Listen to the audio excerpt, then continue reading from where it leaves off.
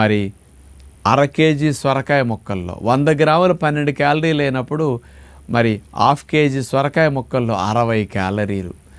అంటే 1/2 కేజీ సొరకాయ ముక్కలు తక్కిళ్ళలో ఒక పక్కన పెట్టి ఒక బుడ్డ డిస్పోజబుల్ కప్లో కాఫీని తక్కిళ్ళలో ఇంకో పక్కన పెడితే క్యాలరీస్లో సమానం అంటే చూడండి.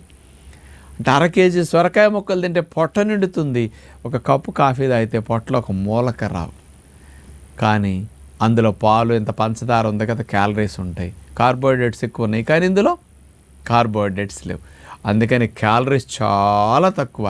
ఇందులో ఉన్న కార్బోహైడ్రేట్స్ ఎంతో తెలుసండి, 2.5 గ్రాములు 100 గ్రాముల సొరకాయ ముక్కల్లో. అంత తక్కువ కార్బోహైడ్రేట్స్ ఉంటాయి అన్నమాట. నేచర్లో అన్నిటికంటే తక్కువ కార్బోహైడ్రేట్స్ ఉన్న వెజిటబుల్స్, ముఖ్యంగా సొరకాయ, బూడిద గుమ్మడి 2 సమానం అన్నమాట. ఇంతకంటే తక్కువ కార్బోహైడ్రేట్స్ ఉన్న ఆహారాలు మీ నేచర్లో